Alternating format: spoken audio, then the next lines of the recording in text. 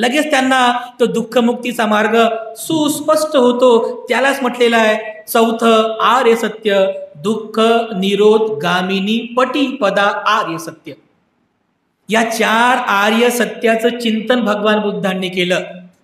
बुद्धाच्या अगोदर किंवा बुद्धांच्या नंतरही अशा प्रकारचं आर्य सत्य कोणी विशद केलेलं नाही, कोणी विदित केलेलं नाही आहे. केवळ बुद्धानं चिंतन केलं. या मनुष्य लोकांचं जेवढं चिंतन बुद्धाने केलं दुसरं कोणीही केलं नाही. म्हणून भगवान बुद्धांना मनुष्य लोकाचे जाणकार लोकविदू असं म्हटलेलं आहे. बुद्ध, धम्म आणि संघ या 3 रत्नांना प्रथमतः त्रिवार अभिवादन करतो. बोधिसत्व डॉक्टर बाबासाहेब आंबेडकर यांच्या समग्र धम्मक्रांतीमध्ये जीवनाच्या शेवटच्या श्वासापर्यंत समर्पित राहून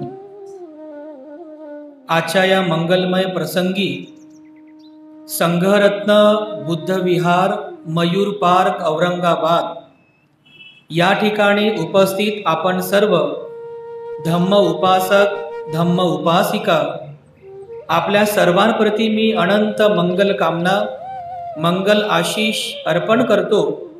आणि आजच्या या वर्षावासकालीन धम्म प्रवचनाला सुरुवात. उपस्थितांनो, भगवान बुद्धांमध्ये असलेल्या 9 गुणांचं स्पष्टीकरण या प्रवचन मालिकेच्या अंतर्गत आपण सगळे करत आहोत. भगवान बुद्धांमध्ये असलेले जे 9 गुण आहेत, ज्या 9 गुणांचा गौरव बुद्ध गुणवंदनेमध्ये आपण करीत असतो, त्या प्रत्येक गुणांचा, त्या प्रत्येक शब्दाचा अर्थ, भावार्थ अगदी व्यवस्थित पद्धतीने समजून घेण्याचा आपण प्रयत्न करीत आहोत. आतापर्यंत आपण भगवान बुद्धांमध्ये असलेल्या 5 गुणांचं स्पष्टीकरण केलं. इतिपिसो भगवा अरहं सम्मा संबुद्धो विद्या चरण संपन्नो सुगतो. आणि 6व्या क्रमांकावर येते लोकविदो. आजच्या धम्मदेशनेमध्ये आपण भगवान बुद्धांमधील असलेल्या हा 6व्या क्रमांकाचाच गुण आहे, लोकविदू. तर लोकविदू भगवान बुद्धांना म्हटलेला आहे. तर लोकविदू म्हणजे काय, त्याचा शब्दशः अर्थ भगवान बुद्धांना लोकविदू का म्हणतात असं सर्वांगीण दृष्ट्या या लोकविदूचा भावार्थ समजून घेण्याचा आपण आजच्या धम्मदेशनेमध्ये प्रयत्न करणार आहोत. 9 गुणांपैकी हा 6व्या क्रमांकाचा गुण आहे लोकविदू. हा पाली शब्द आहे लोकविदू. लोक याचा अर्थ होतो मनुष्य लोक. जसं आपण ज्या लोकांमध्ये जीवन जगतोय, आपला हा एक लोक आहे, याला पण मनुष्य लोक म्हणतो. तर असे एकूण जवळपास 31 प्रकारचे लोक आहेत. म्हणजे या पृथ्वीवर मनुष्य लोकाच्या व्यतिरिक्त सुद्धा आणखीन काही लोकभूमी आहेत. या सर्व एकूण 31 प्रकारच्या लोकभूमींचं वर्णन बुद्ध तत्वज्ञानामध्ये आलेलं आहे.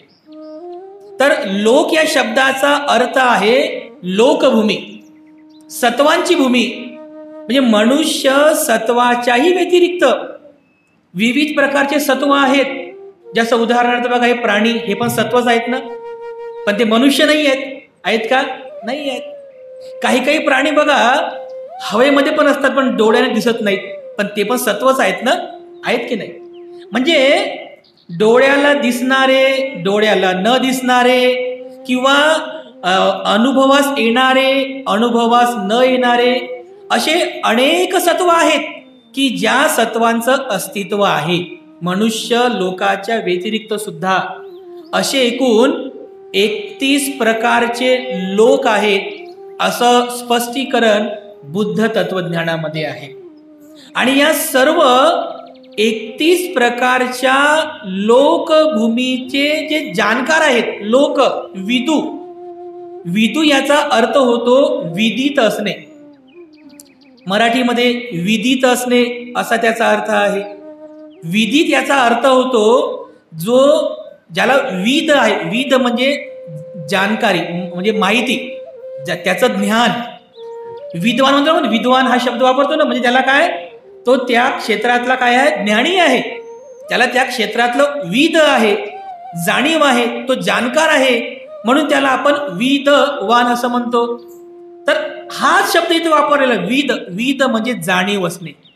त्या क्षेत्रातील त्याला सर्व प्रकारची जाणीव असणे, जाणकार आहे तो, त्याला सर्व प्रकारचं ज्ञान आहे, म्हणून त्याला लोक विदू असं म्हटलेलं आहे. लोक म्हणजे 31 प्रकारचे लोक आणि विदू म्हणजे विदित असणे, म्हणजे 31 प्रकारच्या या लोकभूमीचे जे जाणकार आहेत, जाणकार ज्यांना संपूर्ण ज्ञान आहे, संपूर्ण ज्ञान आहे, प्रत्येक गोष्टीचं ज्ञान आहे, म्हणून त्यांना लोकविदू असं म्हणतात. आणि भगवान बुद्ध हे लोकविदू. या अर्थाने भगवान बुद्धांना लोकविदू असं म्हणतात. म्हणजे लोकविदू याचा जो अर्थ आपण स्पष्ट केला की सर्व लोकांची जाणीव ज्यांना आहे असे भगवान बुद्ध आहे.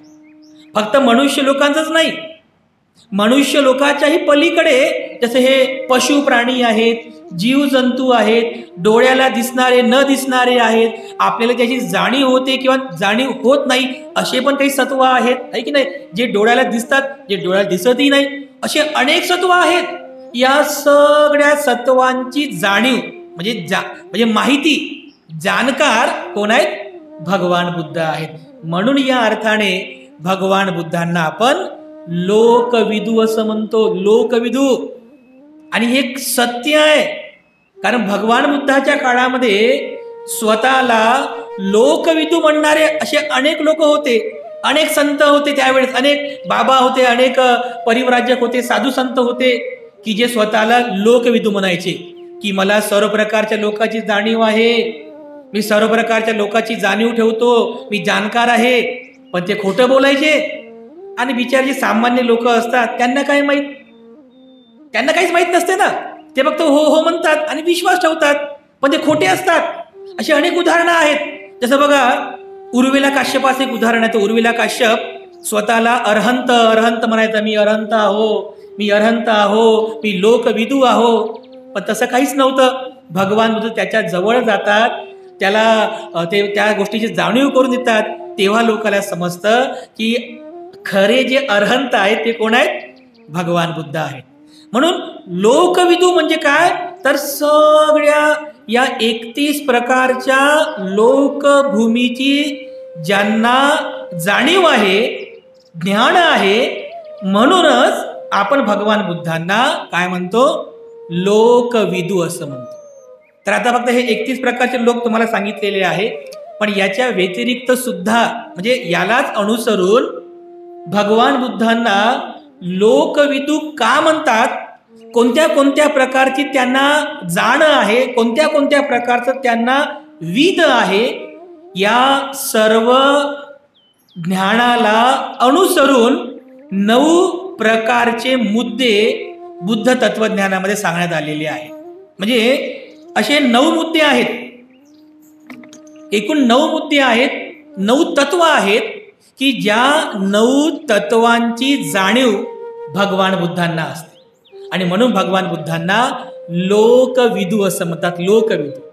तर ते 9 तत्व कोणते आणि त्या 9 तत्वांची भगवान बुद्धांना कशा प्रकारची जाणीव आहे, हे सर्व आपण या 9 तत्वांचा स्पष्टीकरण करून जाणकारी आपण त्याचा आपण माहिती करून घेऊया. ते 9 तत्व आहेत. एक एक तत्व बघूया.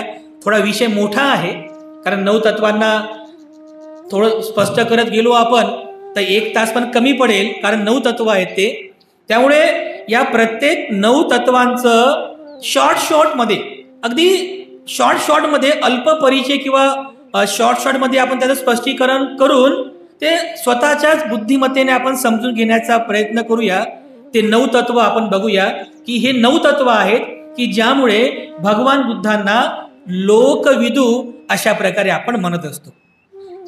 पहिलं जे तत्व आहे की ज्यामुळे भगवान बुद्धांना लोकविदू असं म्हणतात ते आहे, भगवान बुद्ध हे मनुष्य भूमीचे जाणकार असतात. मनुष्य भूमीचे जाणकार. मनुष्य भूमी कोणती? आपली.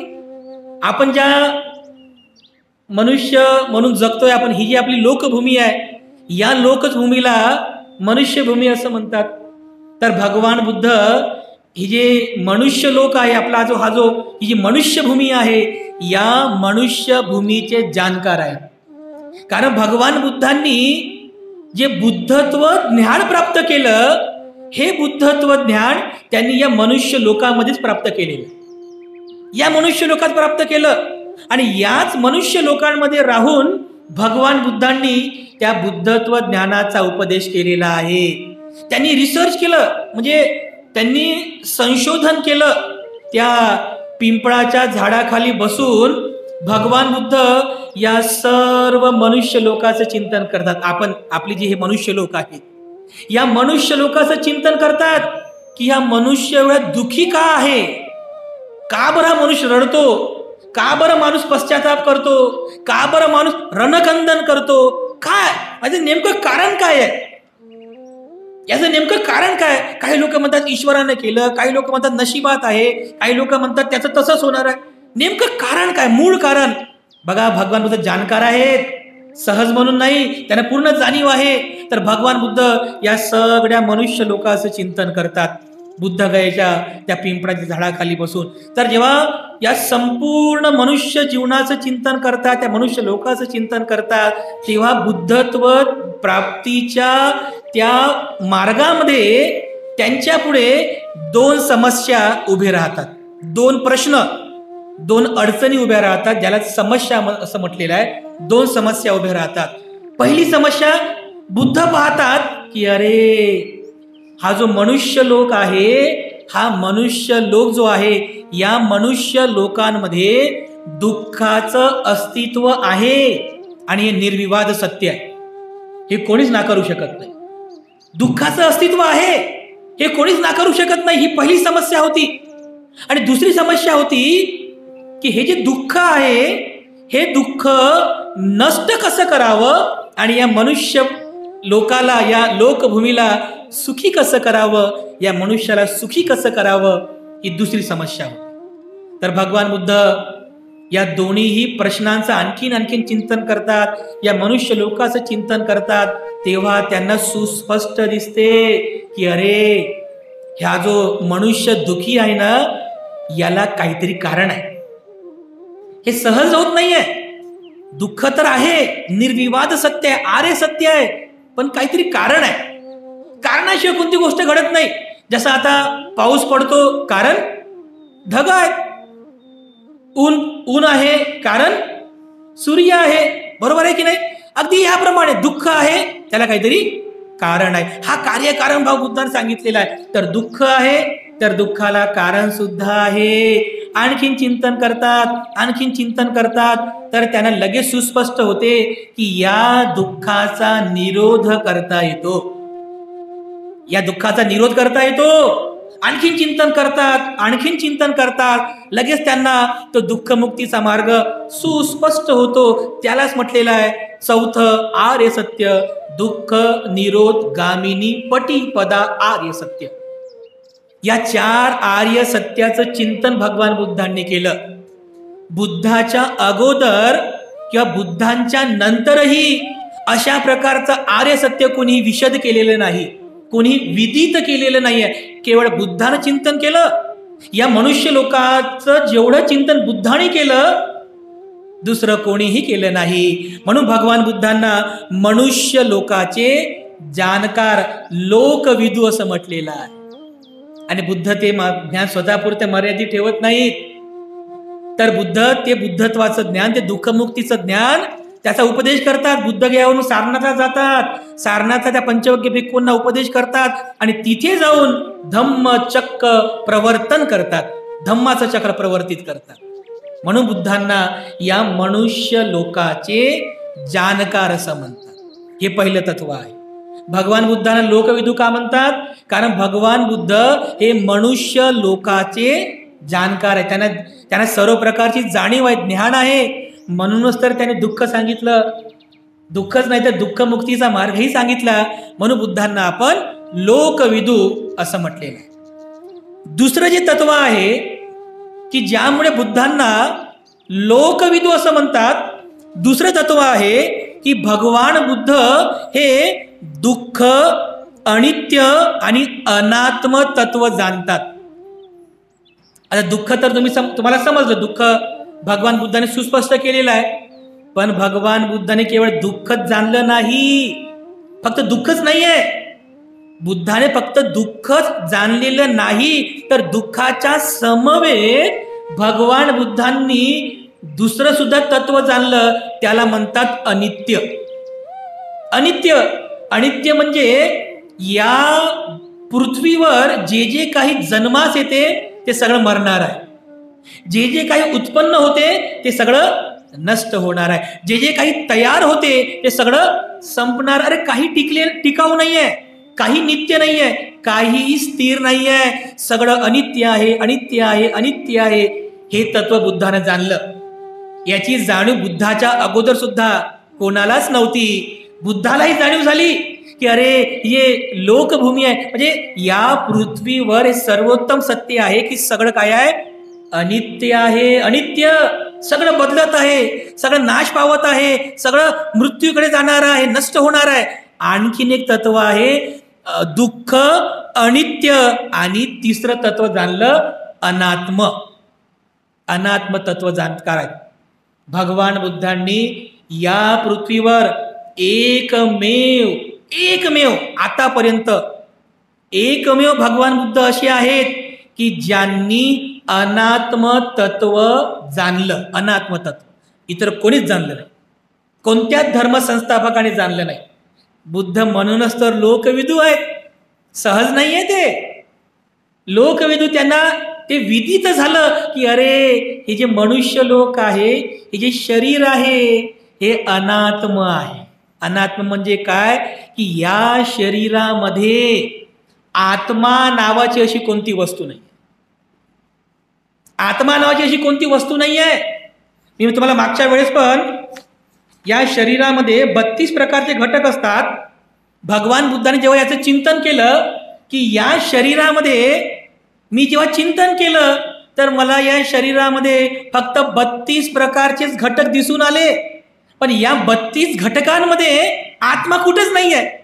तर बुद्ध ते 32 घटक सांगतात. मागच्या धम्ममध्ये तुम्हाला बोलून दाखवले ते 32 घटक कोणते आहेत बघा. केसा म्हणजे हे आपले केस, डोक्यावरचे केस. लोमा म्हणजे आपल्या डोक्यावरचे केस सोडून बाकीचे शरीर केस आहेत त्याला लोम धातू असं म्हणतात. केसा, लोमा, दंता, नखा, तचो, मस्संग, नहारू, अठ्ठी मज्जा, वक्कंग, हृदयंग, यकनंग, किलोमकंग, पिहकंग, फप्फासंग, अत्तंग, अंतगुणंग, उदरियंग, करिसंग, पित्तंग, सेम्मंग, पुब्बो, लोहितंग, सेदो, मेदो, अस्सू, वसा, खेलो, सिंघनिका, लसिका, ती. 32 प्रकारचे घटक बुद्धानं बघितले या शरीरामध्ये. हे 32 प्रकारचे घटक.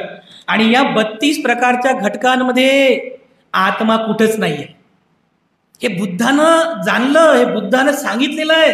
या पृथ्वीवर केवळ बौद्ध व्यक्ती असा आहे की जो आत्मा मानत नाही. फक्त बौद्ध व्यक्ती आहे, बाकी सगळे आत्मवादीच आहेत.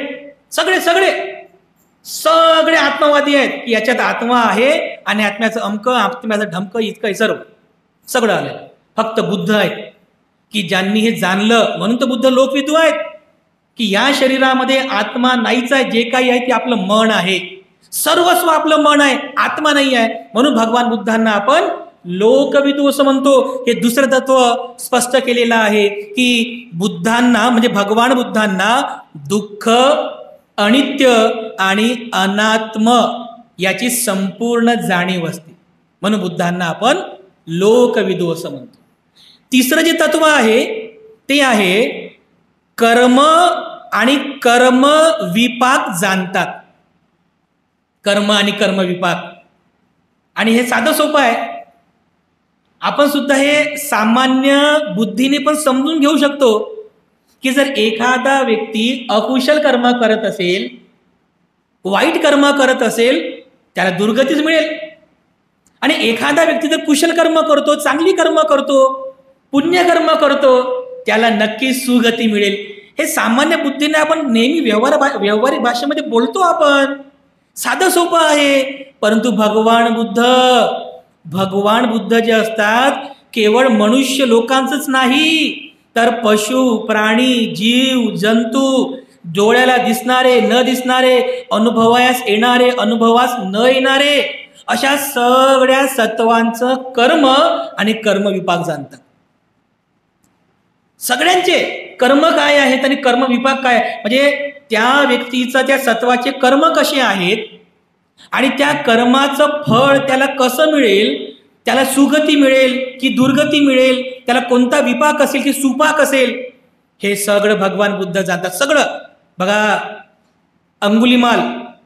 अंगुलीमालाबद्दल सुद्धा भगवान बुद्ध जाणायचे की जरी अंगुलीमाल याने वर्तमान काळामध्ये हजारो लोकांना मारलं, हजार लोकांची हिंसा केली, परंतु अंगुलीमालामध्ये साधुत्व अजूनही जिवंत आहे. हे बुद्धानं जाणलं. बुद्ध लोकविदू होते आणि म्हणून भगवान बुद्ध स्वतः अंगुलीमालापर्यंत जातात, त्याचं मत परिवर्तन करतात, भिक्षू होतो, ध्यान मनन चिंतन करून तोही अरहंत होतो. हे बुद्धानं जाणलं होतं. आणि बुद्धाने हे पण जाणलं होतं की हा जो देवदत्त आहे, हा देवदत्त याला दुर्गतीला प्राप्त व्हावे लागणार आहे, पण किमान याला जर म्हणजे प्रवज्जा दिली, हा जर भिक्षू झाला तर भिक्षू झाल्यानंतर किमान याचा विपाक तरी कमी होईल, याचे कर्म सुधारतील. या उद्देशाने बुद्धाने त्याला चिवर दिलं, त्याला प्रवज्जा दिली.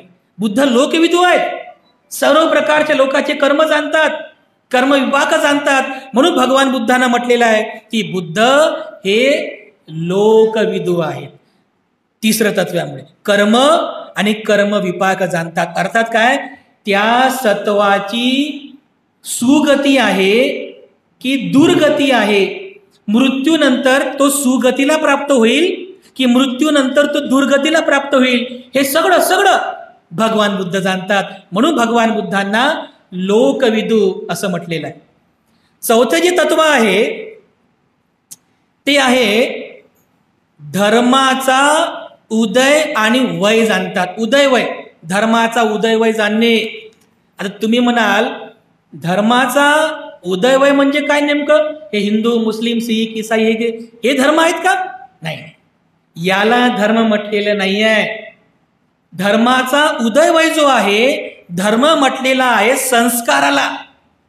संस्कार, जसं हे शरीर आणि आपलं मन, हे शरीर आहे आणि आपलं जे मन आहे, शरीर आणि मनामध्ये जे पारस्परिक संबंध आहेत, म्हणजे जसं या मनाचा या शरीरावरती काय परिणाम होतो, या शरीराचा मनावर काय परिणाम होतो, आणि एकमेकांच्या परिणामातून जे जे काही उत्पन्न होते मनामध्ये, जसं राग उत्पन्न झाला, द्वेष उत्पन्न झाला, क्रोध उत्पन्न झाला किंवा ईर्ष्या, दुर्भावना, जे जे काही उत्पन्न झालं, त्या सगळ्या उत्पन्न होणाऱ्या आणि नष्ट होणाऱ्या धर्माला म्हणजे संस्काराला भगवान बुद्ध जाणतात. म्हणजे संस्काराचा उदय वय बघा, आपल्या चित्तामध्ये जसं या प्रसंगात या वेळेस आपलं चित्त शांत आहे, आपल्या चित्तात कोणाबद्दल राग नाही आहे, याचा अर्थ तुमच्या मनातला राग संपला का?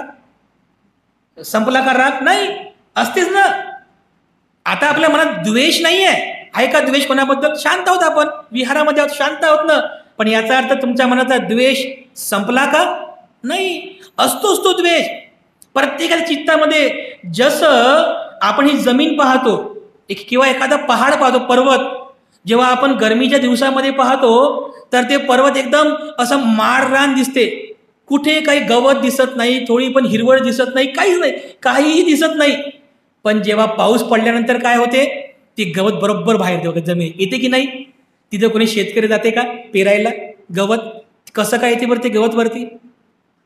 जरी आपल्याला ती जमीन एकदम माळरान एकदम उजाड वाटत असली, पण ते गवताचे हिरवळीचे छोटे छोटे एकदम बारीक बारीक कण जमिनीमध्ये असतात, ते डोळ्याने दिसत नाही. फक्त पाऊस पडला लगेच त्याला फुलोरा येतो, ते गवत वर येतात.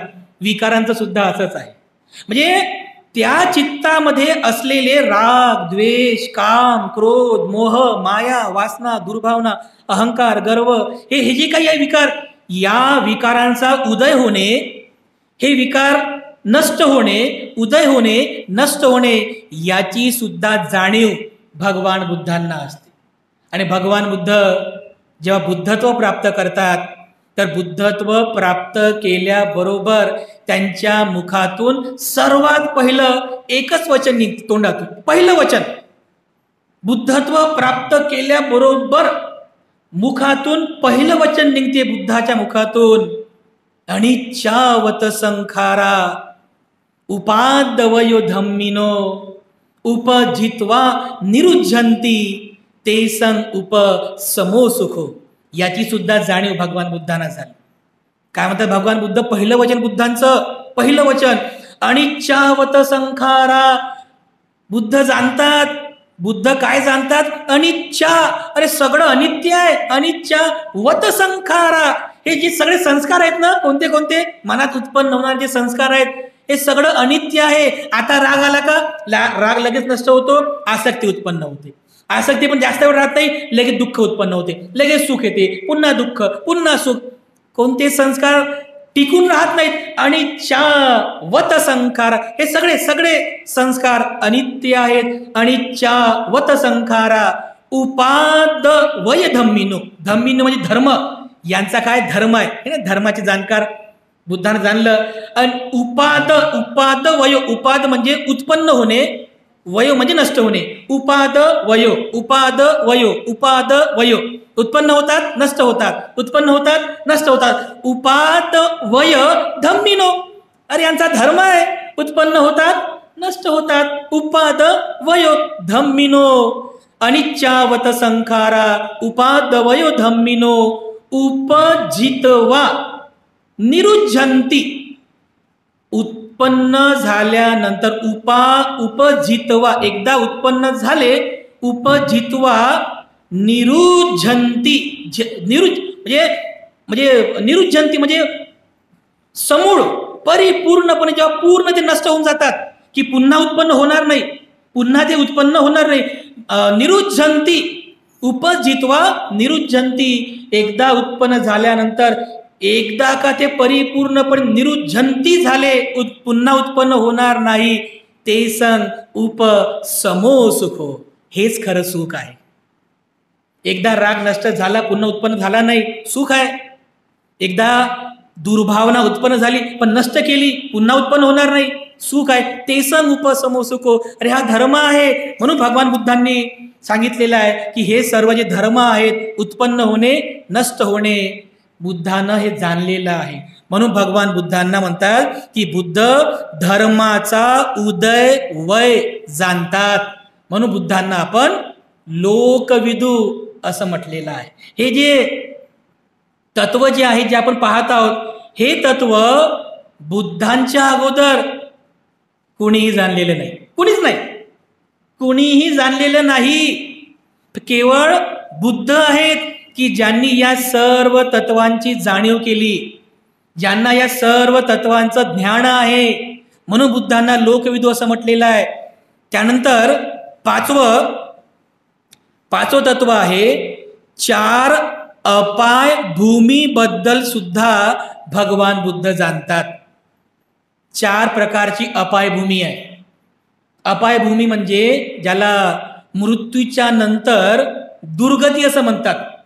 सुगती नाही बरं, दुर्गतीला गेला, तो दुर्गतीला गेला, अकुशल गतीला गेला, तर त्यालाच अपाय भूमी असं म्हटलेलं आहे. आणि अशा चार अपाय भूमी आहेत. हे फार डीप आहे. हे वरवरचं फक्त ऐकून घेतो आपण, ते समजणं थोडंसं कठीण आहे. पण किमान आपण ऐकून घेतलं पाहिजे, समजून घेतलं पाहिजे की बुद्ध लोकविदू कसे आहेत. 31 प्रकारचे जे लोक, जे तुम्हाला मी आता सांगितलं, 31 प्रकारचे लोकभूमी आहेत. तर 31 प्रकारच्या लोकांपैकी हे 4 लोक आहेत, 4 भूमी आहेत. कोणते कोणते? त्याला म्हटलेलं आहे 4 अपाय भूमी.